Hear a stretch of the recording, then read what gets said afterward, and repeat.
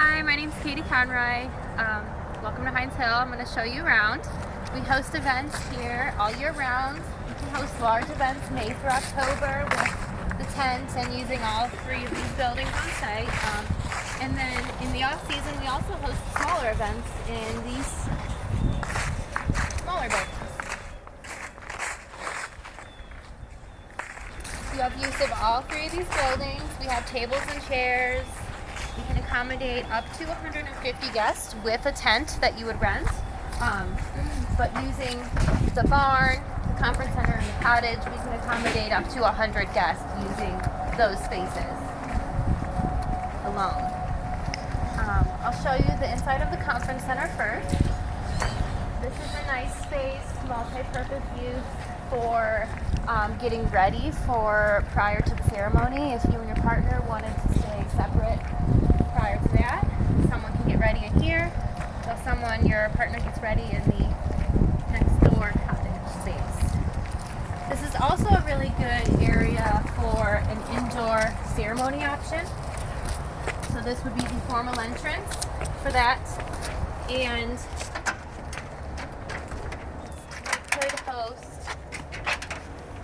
a small ceremony of up to 80 in here with seats only, or this is actually set up for a small dinner, such as like a rehearsal meal or other event for 50 or less in this space. And so again, we have tables and chairs set up. We would have that all put in a floor plan that we would work together on, timeline, a plan A and a plan B. So any outdoor options. This could be an indoor ceremony space. We have heat, there's air conditioning, fireplace is gas, so we have that all lit for you. We have hosts on site for any of those items to be fixed or set up or rearranged. This building's actually 3 floors. So the first floor is the kitchenette area. This is the second floor, which is the main area, main event space. The third level, there is a loft that overlooks, so it's kind of a fun extra space up there. Some people decorate and hang lighting from the beams or from the balcony there. And then upstairs on the third floor, there's some extra couches, some comfy chairs.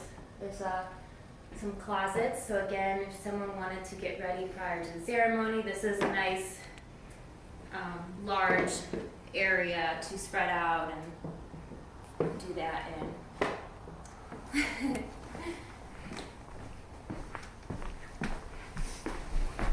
This building is actually the furthest away from where the barn, tent, and reception might be. So this is actually probably the least used space, but it stays open because the majority of your restrooms are going to be in here. There's 2 restrooms, one on the first floor, one on the third floor.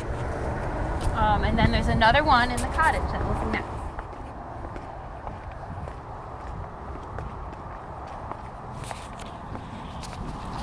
I always recommend for weddings some sort of signage or lighting or something, but signage is important for your guests to kind of know where like the ceremony is going to be or where the restrooms are. So back this way is where we do a lot of ceremonies.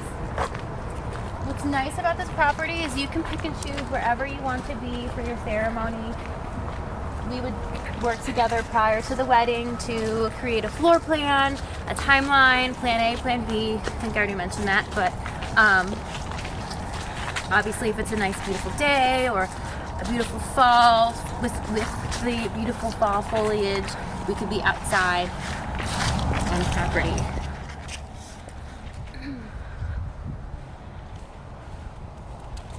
The cottage, this is the stone cottage.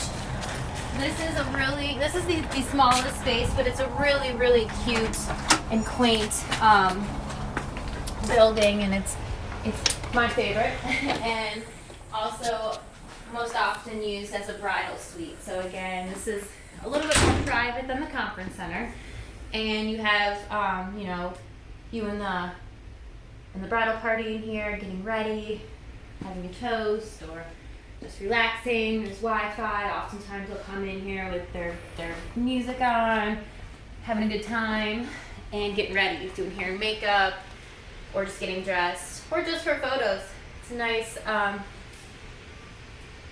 breakout space. There's heat, there's air conditioning. This is the closest building to where the reception's going to be, so there's one restroom in here. This is where people will come throughout the night, so even after the ceremony, this opens up for your guests to kind of hang out, have a drink, a chat, relax.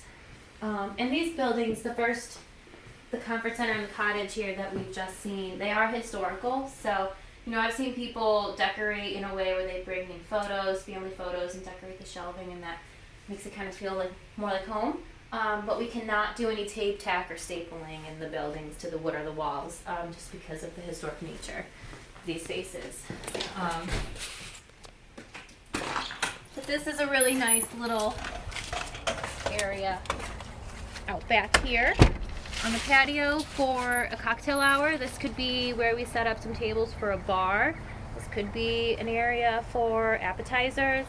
I've had very small ceremonies on this patio as well, where guests kind of are around the edges of the patios, and kind of a more intimate style.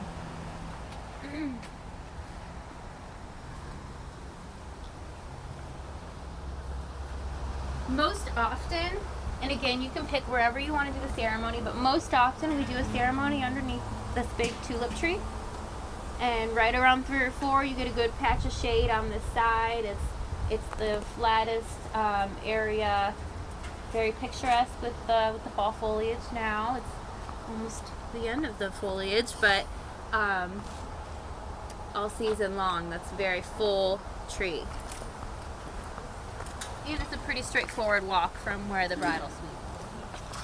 We do have a fire pit here. We provide the Adirondack chairs that are around it. There's firewood that we have stocked, and we will have staff on hand the entire time to help with any loose ends, such as lighting some candles, or we'll be here to open the doors, greet your guests, your vendors, make sure everything's set that needs set, including your ceremony, any outdoor tables, that kind of thing.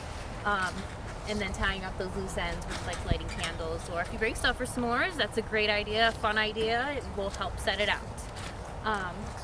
After cocktail hour, or after the ceremony, I should say, you might be out from the lawn here playing yard games. Some people bring stuff like that, and your guests can have fun with that while you and your bridal party might be off doing photos, which there are many photo opportunities on site.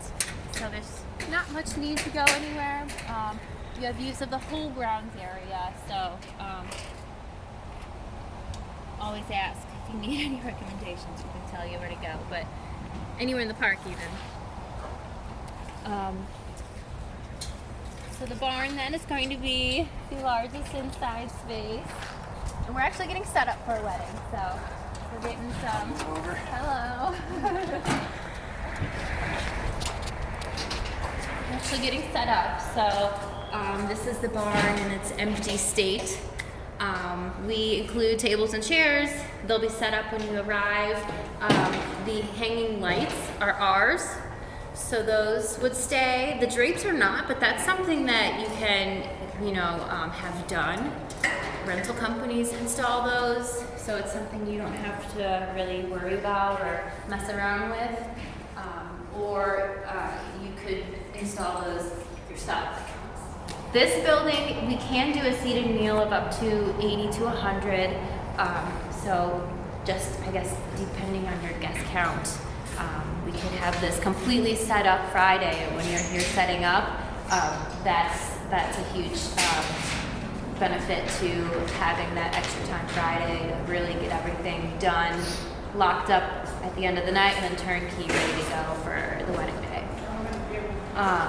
But all that stuff we would customize to you. We would meet for a walkthrough about a month prior and make sure everyone's all on the same page. Should your guest count go above 100, and that's completely fine, we do offer the outside grounds area, and you would have to then rent a tent. So that would be again coordinated with your caterer, or you can certainly shop around for that. But Tents are required for over 100 guests. So this is a 60 by 40 tent, and they have, I believe, 120 guests for this kind of weekend. And they have rented that all on their own. They rented these heaters that stay outside, but you can rent so many different things. Heaters for indoors, heaters for the tent, specialty size tables, high top tables. So it's all customized to what you want to do, to your wedding day vision. And we have open houses once a month.